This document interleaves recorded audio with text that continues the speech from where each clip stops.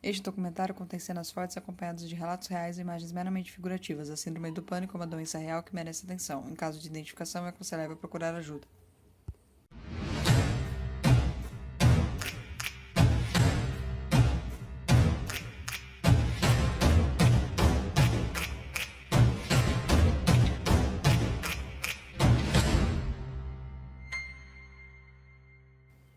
Síndrome do pânico atinge 280 milhões de pessoas no mundo, segundo a OMS.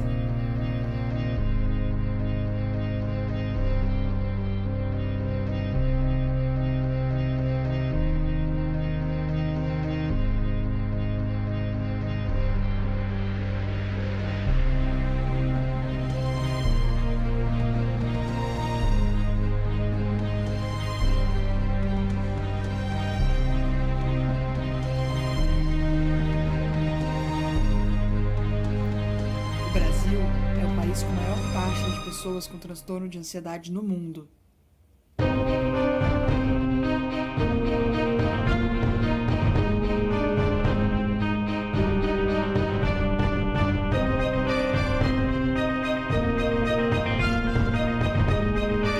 Cerca de 800 mil pessoas morrem por suicídio a cada ano no mundo.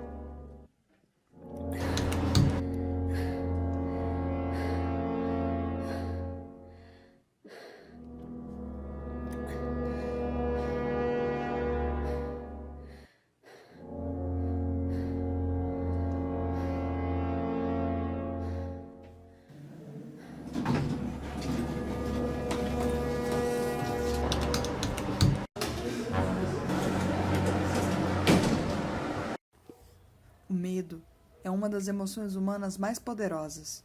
Achamos que a nossa mente consciente está no comando, mas o medo supera a razão.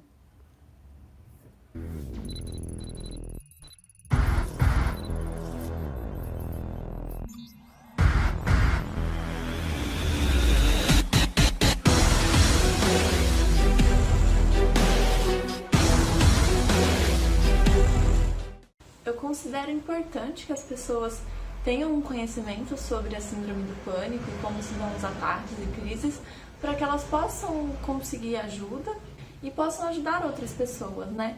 E para que também diminua esse preconceito e estigma que existe de que a pessoa só quer chamar atenção, ou ela é preguiçosa, ou qualquer coisa do tipo.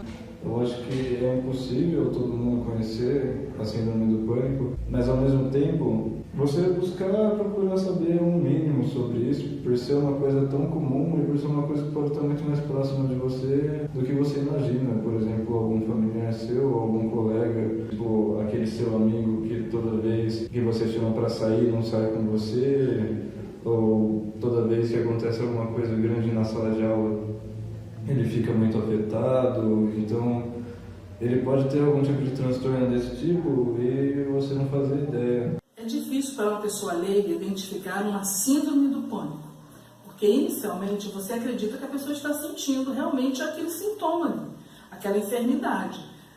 Se é falta de ar, você pensa que realmente já está sentindo uma falta de ar, né? Agora, somente depois que a pessoa já passou por um especialista já diagnosticou naquele quadro que é uma síndrome do pânico, quando a pessoa tem um outro ataque, um outro acesso, então você já identifica, não, isso aqui é a síndrome do pânico. Eu acho que eu posso dizer que, felizmente, eu não conheço pessoalmente ninguém que tenha desenvolvido síndrome do pânico. Não tem casos assim, de família ou de amigos próximos. Mas eu já ouvi relatos, tanto na mídia quanto de amigos, e eu acredito que é importante a gente sempre estar atento, porque às vezes algumas pessoas consideram, né, que são fases, que são besteiras da pessoa, mas são situações sérias, de enfermidade, e acho que vale a pena a gente conhecer um pouco melhor para poder falar sobre isso. Não pode deixar ficar postergando a identificação e o tratamento desse tipo de transtorno, porque é como a sujeira debaixo do tapete, que se você limpa todos os dias um pouco, tem sempre pouco sujeira, mas se você deixa postergando muito, quando você for limpar vai ter um amontoado e vai dar muito mais trabalho. Então você tem que fazer todo um caminho regresso até o início disso tudo para você conseguir eliminar aquilo, né?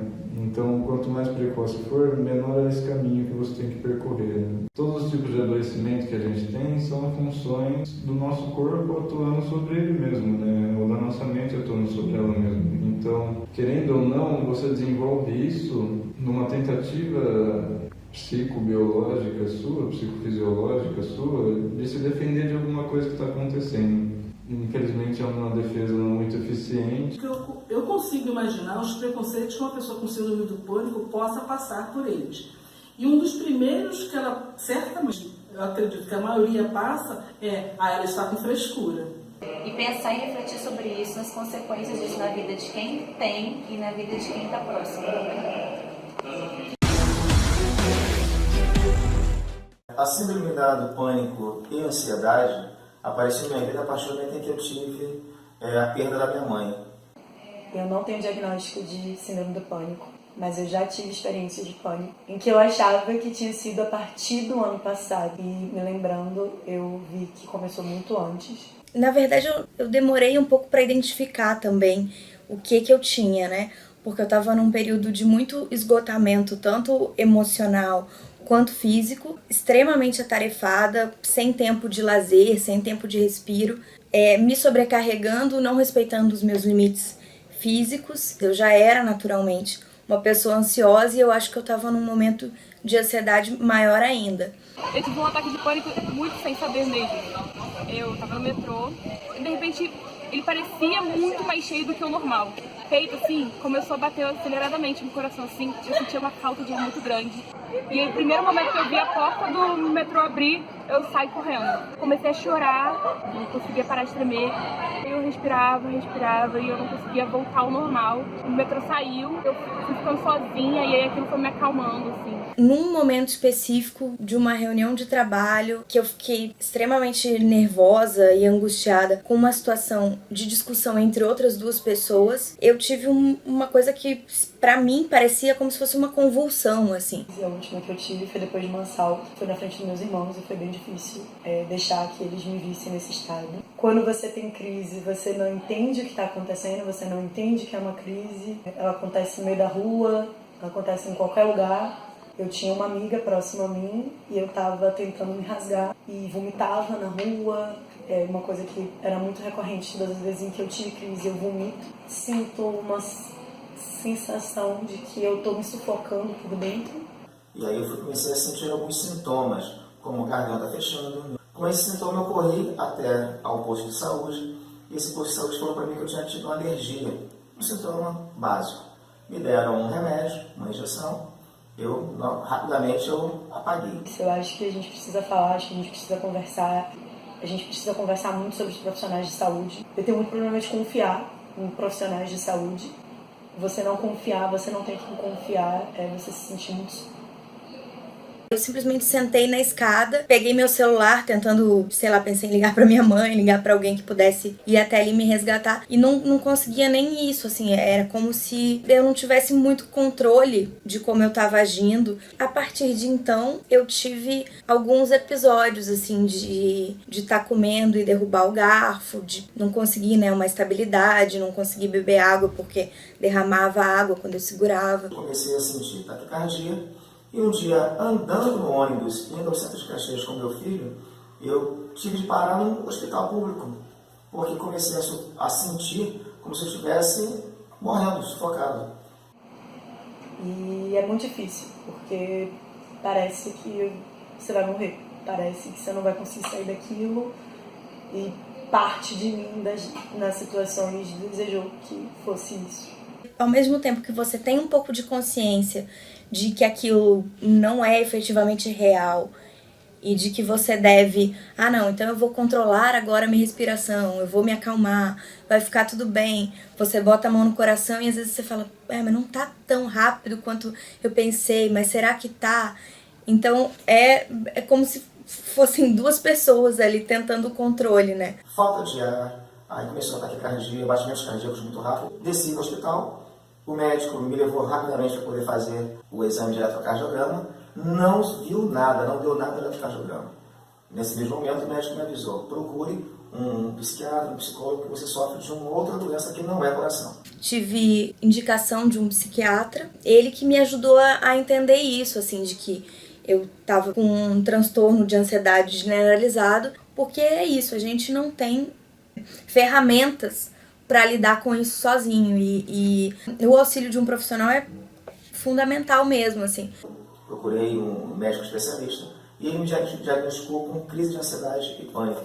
Me passou remédios, me passou um remédio chamado Frontal, de 1 miligrama, que eu teria que tomar um pela manhã e um à noite para poder dar uma desacelerada. Muitas vezes até você não tem nem muito que a coragem de assumir para você que é aquilo, sabe? A minha tendência, por talvez uma característica da minha personalidade, de querer manter o controle, era de dizer assim, não, mas isso, eu tô inventando, isso é uma desculpa que eu tô criando para não enfrentar os meus problemas.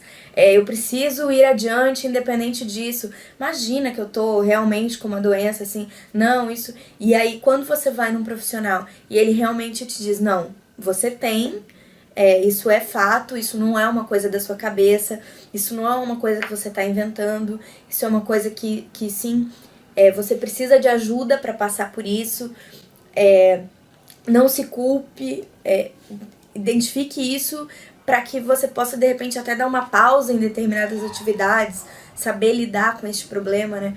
Então no meu caso foi imprescindível que alguém habilitado me dissesse isso, assim. Você tem uma doença e ela precisa ser olhada com cuidado. Não é você fazendo de conta que ela não existe e mantendo as atividades de qualquer forma que ela vai passar. Porque isso não vai fazer você conseguir dormir, não vai fazer você conseguir dar conta das suas demandas do dia a dia, muito pelo contrário. Eu não estou fazendo acompanhamento psiquiátrico, nem com psicólogo, eu procurei ajuda, eu agora faço terapia energética, que é uma terapia alternativa que tem me ajudado muito. Eu consigo conversar também com a terapeuta, então de certa forma eu faço uma psicoterapia. Ele me comentou que o gatilho foi problema emocional, mais o estresse do trabalho. Passei um período aí de 15 dias em casa para poder voltar à normalidade, mas mesmo assim, no momento em que eu saía de casa, começava a sudorese nas mãos, nos pés, um suor frio e ficava com medo de ficar em locais fechados. A raiz não tá nos sintomas, né? A raiz vem muito antes. Então também você tem que entender o que desencadeia aquilo em você, como você lida com os próprios sintomas ou com o que gera eles. E aí eu precisei primeiro dormir muito, num primeiro momento, tomei remédio, inclusive para poder dormir, para descansar mesmo, para poder voltar a ter esse controle físico também, enfim. E depois fazer esse acompanhamento psicológico para que eu pudesse entender o que eu estava passando, por que eu estava passando e de que forma eu poderia me ajudar. Hoje eu ainda faço uso do Frontal, só que agora é de 50 miligramas, 0,50.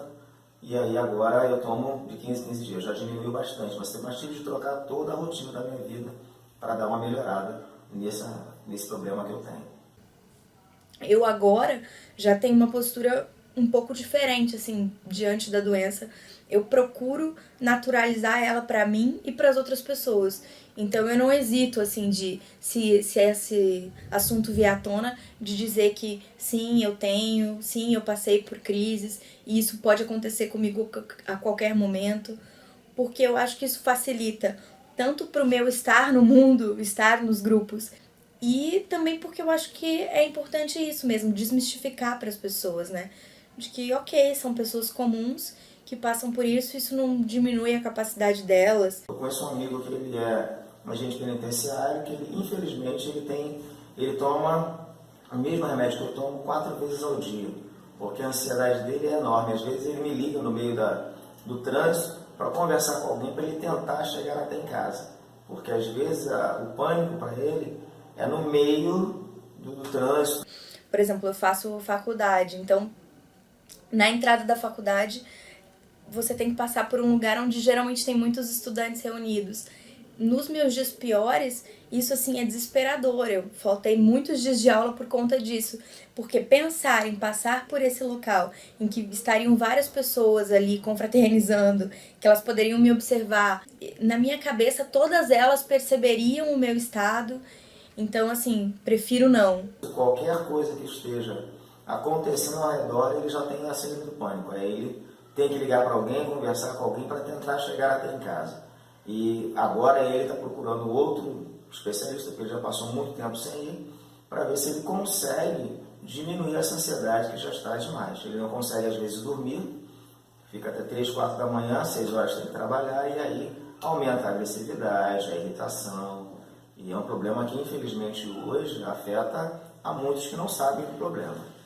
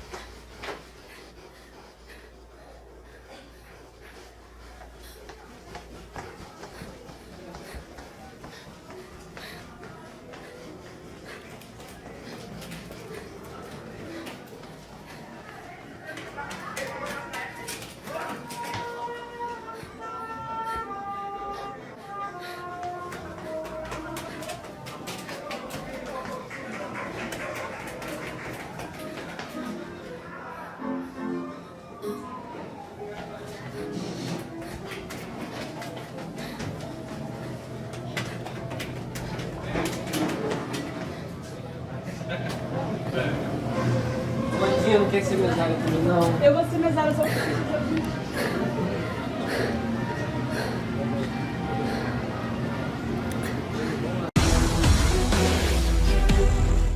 Essa falta de controle que a gente tem é muito desesperadora a ponto de você achar que você tá enlouquecendo. Eu tive um episódio específico de estar em crise e minha mãe tá ali do meu lado tentando me amparar, me auxiliar, e eu chorando dizer pra ela assim: eu sei que eu tô ficando louca, mas não me interna, por favor, não faz isso comigo, eu sei que eu vou melhorar, eu vou conseguir. Eu em casa, explicando a situação, a minha prima foi e falou: quando você se vê numa situação que não é comum e fica desesperado e perde todo o controle do seu corpo. Isso é um ataque de pânico.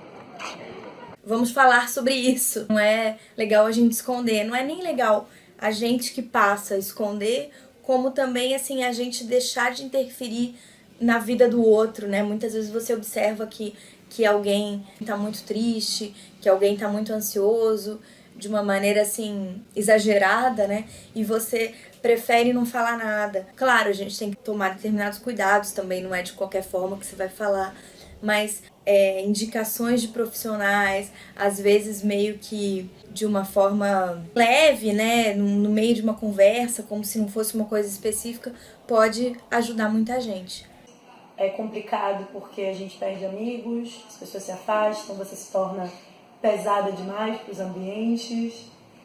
Eu acho que é fundamental as pessoas terem o conhecimento da existência dessa doença e de todas as doenças psiquiátricas, né? Que muitas vezes não são vistas como doenças. Que é fundamental, mesmo que você não passe por isso, você saber que elas existem e que muitas vezes não é frescura, não é histeria, né? Como as pessoas costumam falar. A pessoa efetivamente, ela sente aquilo, ela não tem o controle sobre aquilo. O meio profissional, que é funcionários públicos, professores, é um caso comum. Todos estão passando pelo mesmo problema. Se eu, que sou a pessoa que estou tendo os sintomas, não consigo não reagir a eles, não consigo me controlar, como as outras pessoas vão lidar com isso? Ao mesmo tempo, é uma sensação de que você está sendo incômodo, está sendo uma pessoa desagradável. Eu, vendo de dentro, tinha essa sensação. Então, eu imagino para os familiares, para as pessoas que convivem, deve ser realmente muito delicado, né? Você não sabe exatamente como fazer. Alguns tomam Rivotril, outros Gadernal. A gente até brinca que a galera do Rivotril chegou. Eu ouço muito que eu sou louca. Eu sei que eu não sou louca. Eu tenho uma lucidez muito boa, muito grande dentro de mim. Eu sei que eu não sou louca. Mas você pensa que tá perdendo a sanidade mesmo. As pessoas comentam, as pessoas falam, você se sente assim. Que é sempre importante você se mostrar ali, né? Se mostrar disponível pra estar do lado daquela pessoa, mostrar que você entende a condição dela, que você não a julga, que você tá à disposição para que, se ela quiser algum tipo de ajuda, porque também acho que é uma coisa muito caso a caso, né? Possivelmente as pessoas lidam diferente, né, com esse momento de crise. Mas de você saber que existe alguém ali que tá com você, independente de qualquer coisa, que é alguém onde você possa buscar auxílio, acho que já faz total diferença. A minha família não tem esse preconceito, até porque é uma doença que, assim, hoje, mundialmente, ficou normal. A minha mãe estava conversando com a manicure, que atendia a gente sempre. Ela comentou assim, meio en passant, né, o que eu tava passando. Uma pessoa que tava ao lado, também fazendo a unha, uma senhora, se meteu na conversa, literalmente, e falou: olha, o meu marido passou por uma coisa parecida, ele tem um psiquiatra, se você quiser eu posso te dar o telefone. Então a minha mãe anotou, agradeceu, e, enfim, e foi com esse psiquiatra que eu passei a me tratar. Então foi super importante essa interferência dessa senhora e eu pude ter essa orientação do psiquiatra, que posteriormente me indicou uma psicóloga com a qual eu faço atendimento até hoje. Eu acho que a gente precisa falar, acho que a gente precisa conversar. É muito complicado abrir essa caixinha de ausência de sanidade, ou de momentos de ausência de sanidade, né? Que pode ser dito assim. Quem não passa pela doença, ou enfim, uma coisa geral, né, clichê já, de que existe um perfil de pessoa que vai ter determinada doença, e não é o que acontece, né? Essas doenças psiquiátricas, elas atingem todo tipo de pessoa, em todas as faixas etárias, então não existe isso de, eu consigo ver. Não, as pessoas escondem as suas dores muito mais do que a gente pode imaginar, né?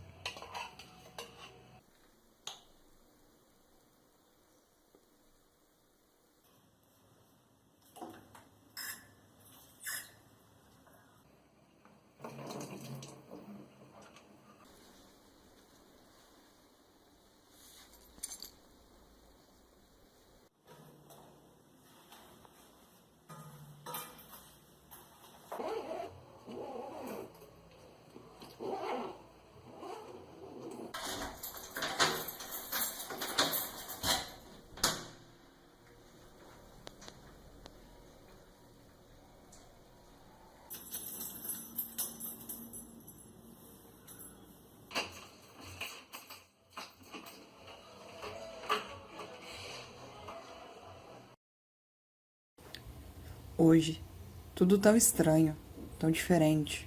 A porta na frente e o medo por dentro. Medo de abrir, de cruzar, de sair. Medo de existir. Medo de não querer ir e nem vir. Medo de ter medo.